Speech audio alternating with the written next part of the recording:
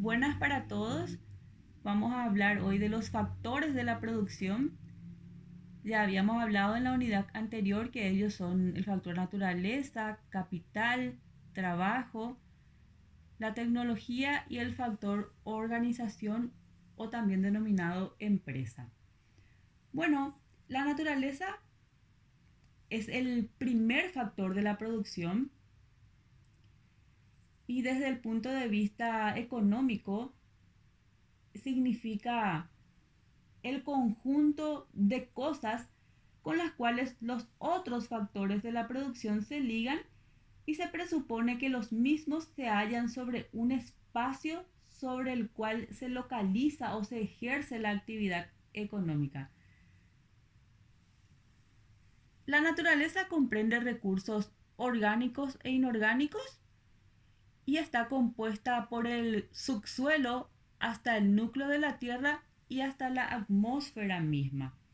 Bueno, nuestro programa pide hablar de la naturaleza y el desarrollo económico.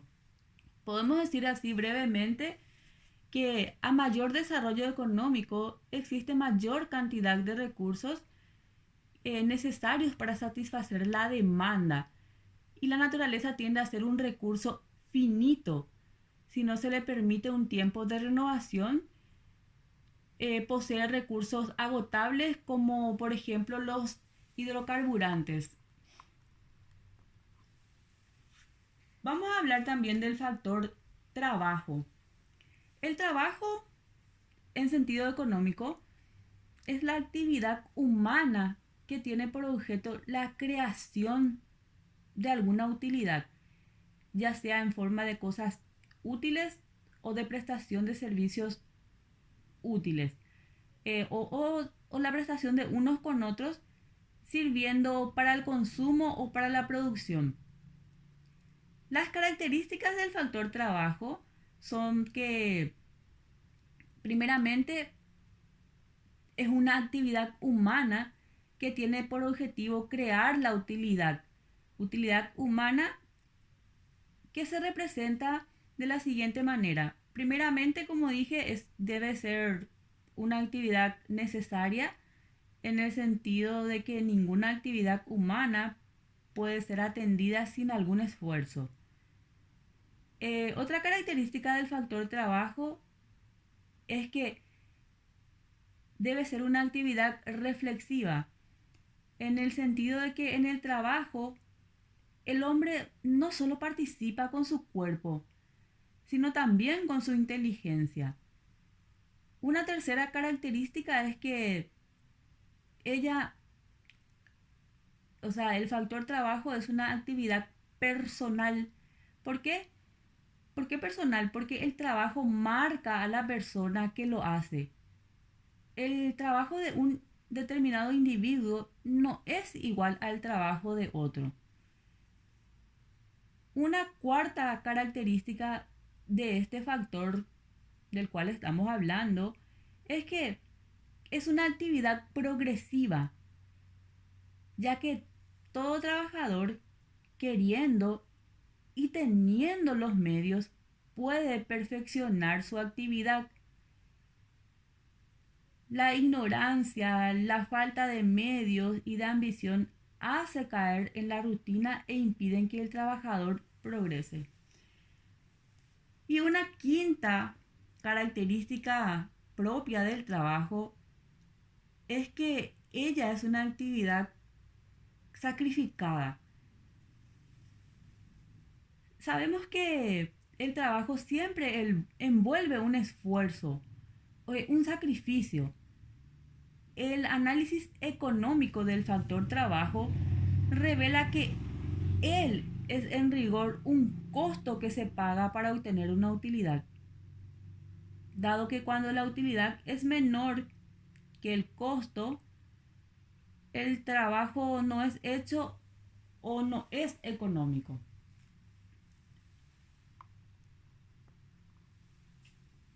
Ahora vamos a hablar un poquito también de la evolución histórica del trabajo.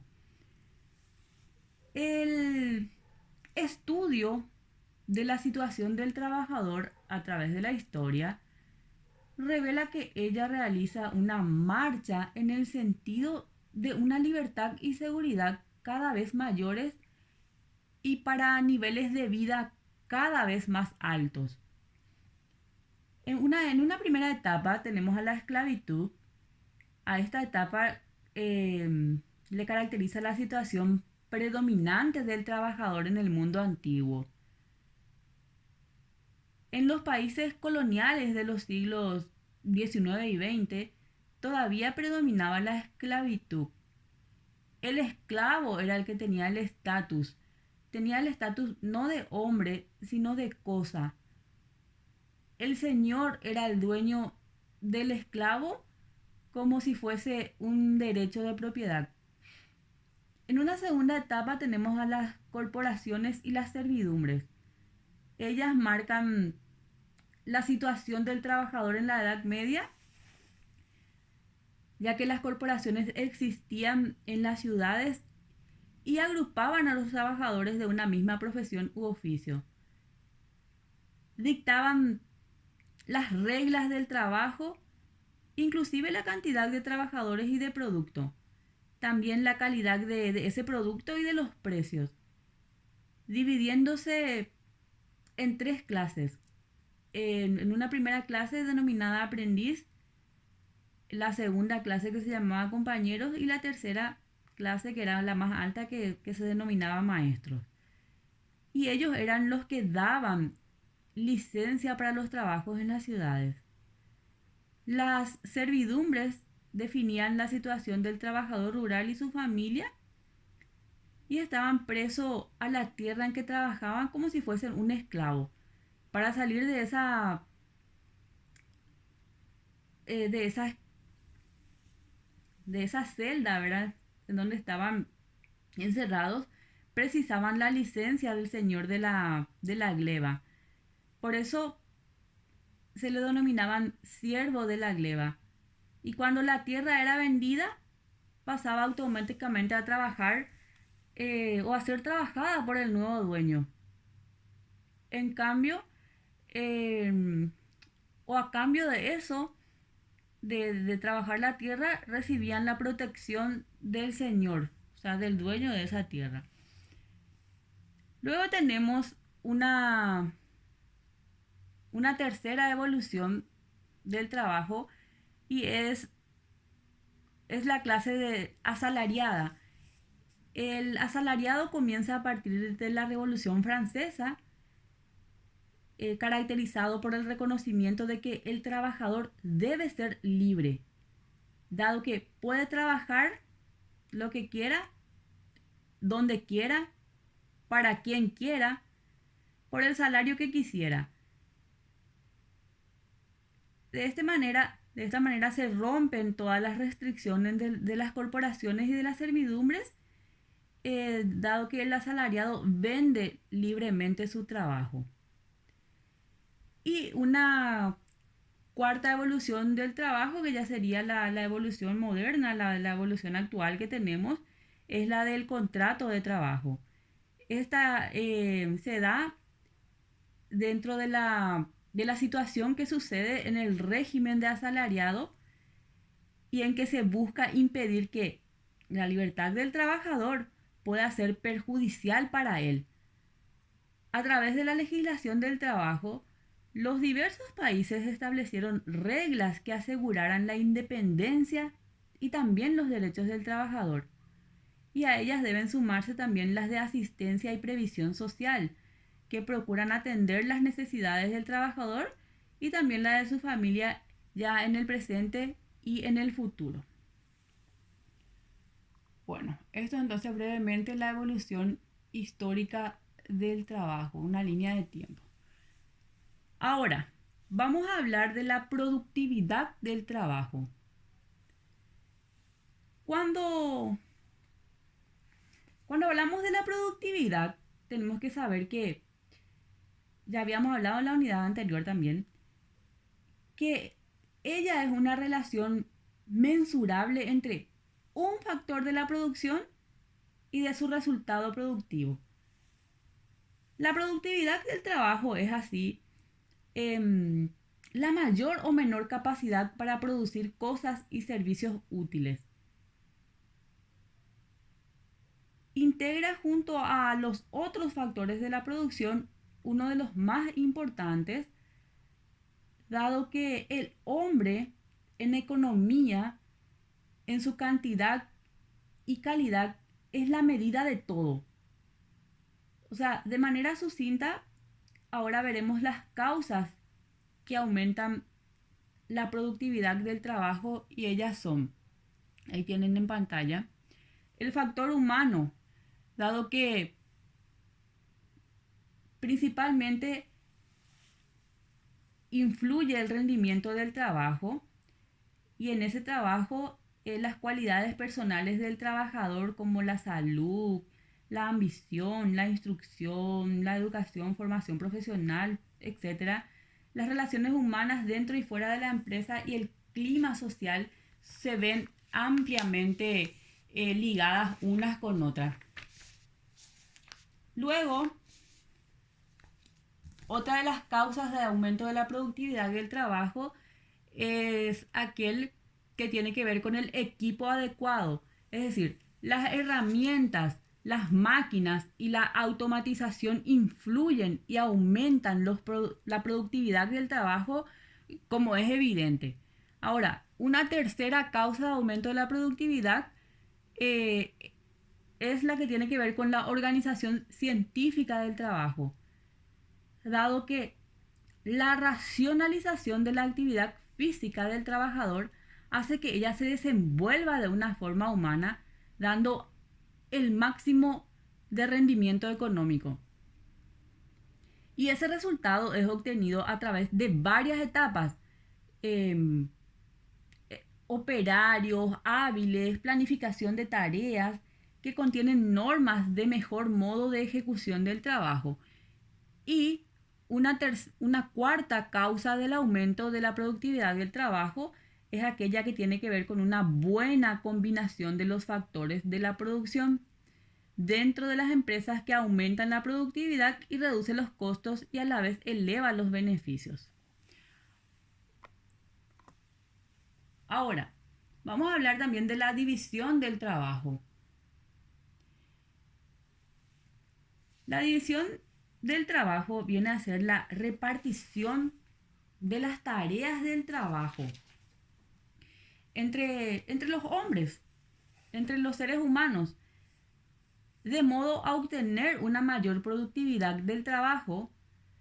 La división del trabajo puede ser, ahí tienen en pantalla, división profesional del trabajo, que consiste en hacer que cada uno se ocupe en un trabajo atinente a su profesión o actividad, para lo cual tiene vocación, como sería el caso del almacenero, del pescador, del médico, del abogado. Ahora, una segunda división es la que tiene que ver con la división territorial del trabajo. Pues ciertas actividades son mejor realizadas en unos países que en otros, o dentro de un mismo país, mejor en una región o en una ciudad que en otras. Esto viene por efecto de la influencia de la naturaleza o de la larga tradición perfeccionista. Qué sé yo, Estados Unidos, Canadá, Australia representan lo máximo de agricultura en el mundo, sin que el primero lo sea en todas las actividades económicas. Suiza, por ejemplo, está especializada en mecanismos de relojería y, y bueno, eso tiene mucho que ver con la división territorial que se le da a ese trabajo que realiza el hombre.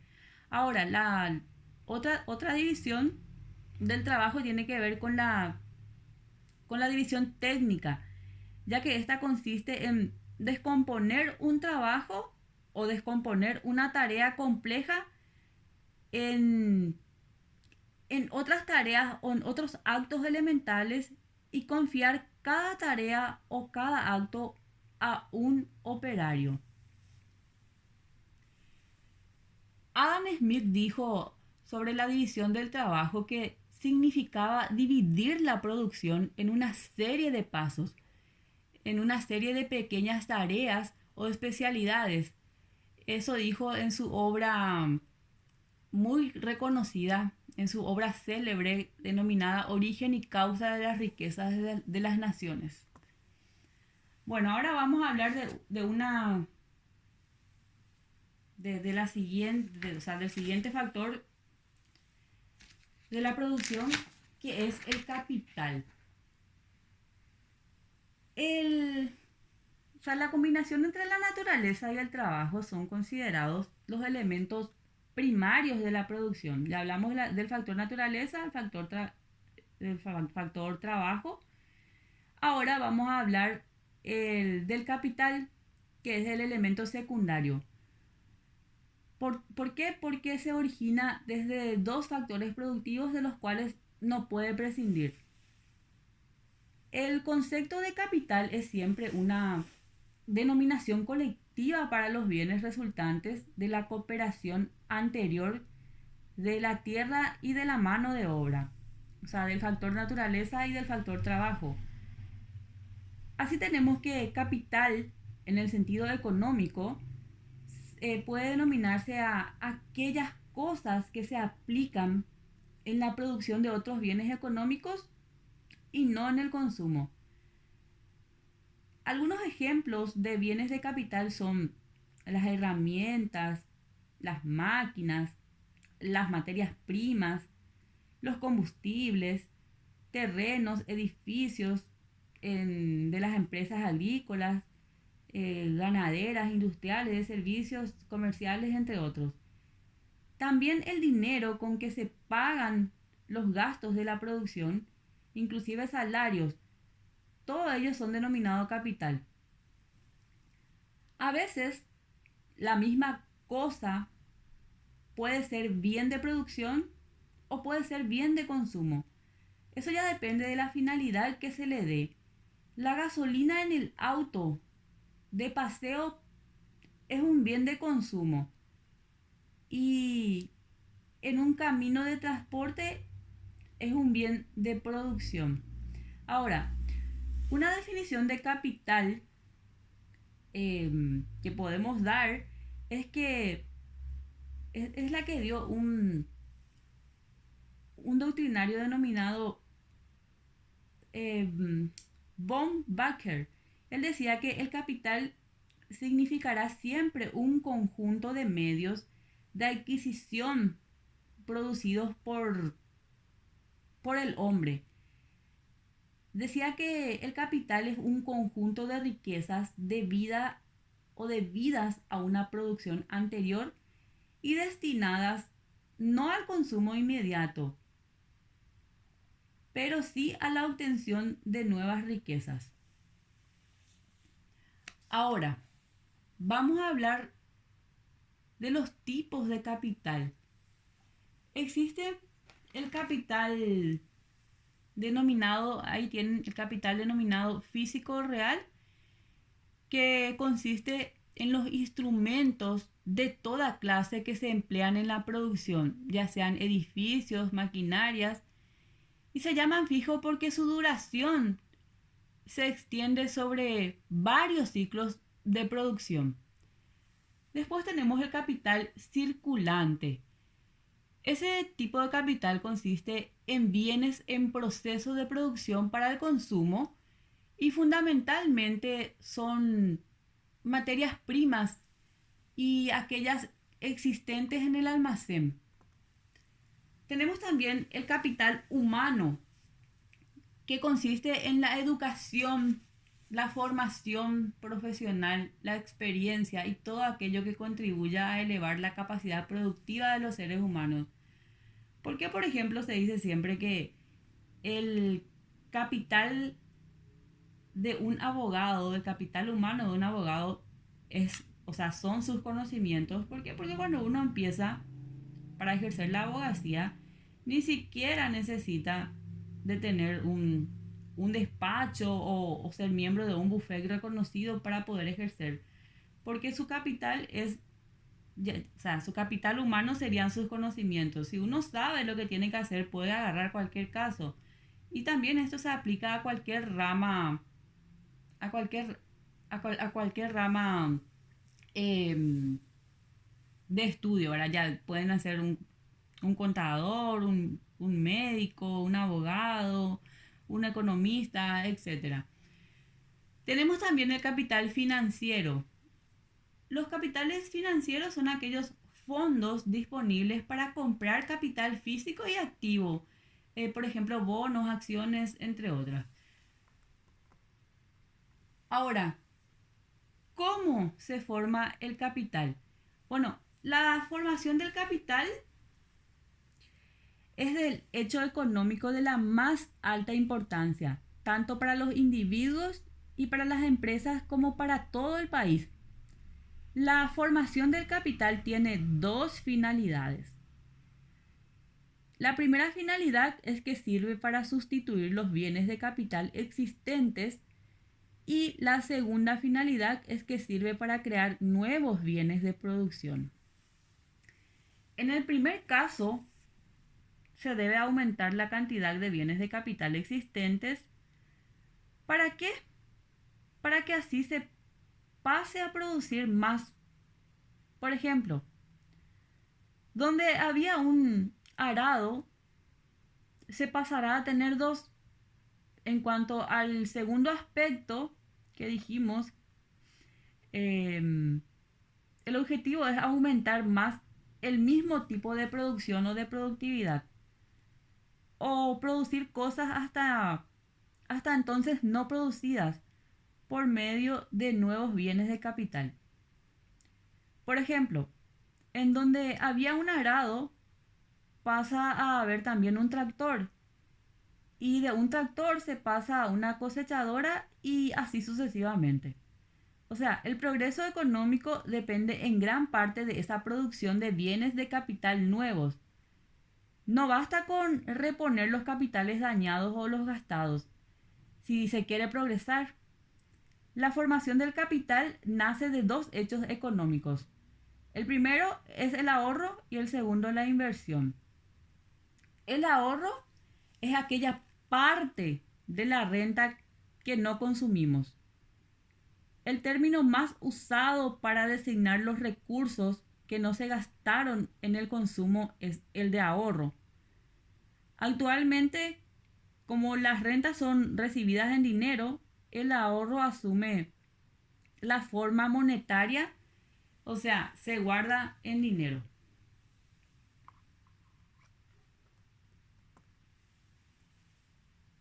Y para culminar con el último factor de producción, vamos a hablar también brevemente del factor empresa. La empresa es la combinación de los factores de la producción con la finalidad de crear bienes y servicios útiles. Tenemos que saber que varios son los motivos que llevan a los empresarios a crear empresas, como por ejemplo el deseo de independencia, la ambición del lucro, el gusto por el riesgo y la aventura, o el deseo de explorar una inversión propia, entre otros varios factores. El empresario puede o no ser dueño de los demás factores de la producción. La empresa es también llamada unidad de producción. Por influencia de los economistas ingleses, se está usando actualmente el término de firma como sinónimo de empresa. El objetivo básico de la firma es la maximización de sus resultados cuando realiza sus actividades productivas. Así, siempre procurará obtener la máxima producción posible con la utilización de cierta combinación de factores. Sin embargo, en una economía monetaria, los factores de la producción, siendo bienes escasos, no pueden ser obtenidos gratuitamente. Esos factores tienen un precio que la empresa necesita pagar para poder utilizarlos. Por lo tanto, La cantidad utilizada de cada uno, multiplicada por el respectivo precio, constituirá el gasto total que la empresa realizará para poder dar andamiento a la producción. Esos gastos son normalmente denominados costos totales de la producción.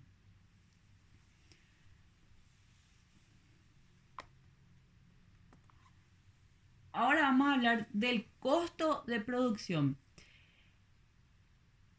El costo de producción total